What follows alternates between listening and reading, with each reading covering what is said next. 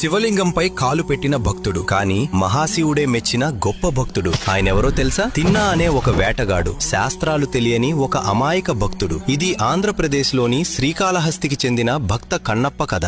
ఒకరోజు అడవిలో ఒంటరిగా ఉన్న శివలింగాన్ని చూసి ఇదే నా దేవుడు అని అనుకున్నాడు. ఎవరూ లేరు, చూసుకునేవారే లేరు అని అనుకుని శివుడిని తన దేవుడిగా స్వీకరించాడు. నా దేవుడు ఆకలిగా ఉంటాడు అని భావించి స్వర్ణముఖి నది నుంచి నోట్లో నీరు తీసుకువచ్చి శివలింగాన్ని అభిషేకం చేస్తాడు. తాను వేటాడిన ఉత్తమ మాంసాన్ని నైవేద్యంగా అర్పిస్తాడు. ఉదయాన్నే వచ్చిన పూజారి శివలింగంపై ఉన్న ఎంగిలి చేసిన మాంసపు ముక్కలు చూసి దిగ్భ్రాంతి చెందేవాడు.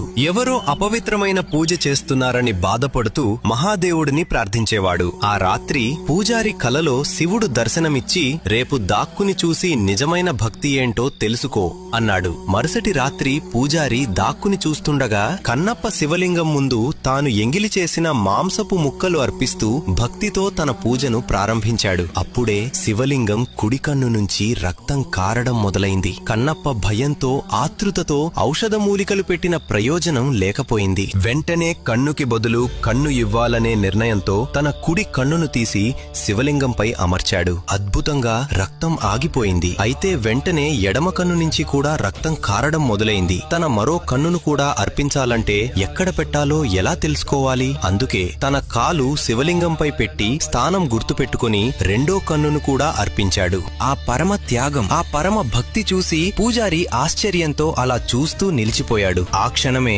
శివుడు ప్రత్యక్షమై కంటిచూపు ప్రసాదిస్తాడు. కన్నప్పను ఆలింగనం చేసి అతనికి మోక్షం ప్రసాదించాడు. ఈ సంఘటన జరిగిన స్థలం ఆంధ్రప్రదేశ్లోని శ్రీకాళహస్తి. ఈ పేరు 3 పురాతన భక్తులైన శ్రీ అంటే సాలీడు, కాల అంటే పాము, హస్తి అంటే ఏనుగు అనే ఆది భక్తులు స్వర్ణముఖి నది ఒడ్డున వాయులింగాన్ని ఆరాధించి మోక్షం పొందినందున ఈ స్థలానికి శ్రీకాళహస్తి అని పేరు వచ్చింది. కన్నప్ప తన కన్ను అర్పించిన కొండను కన్నప్పేశ్వర కొండ అంటారు.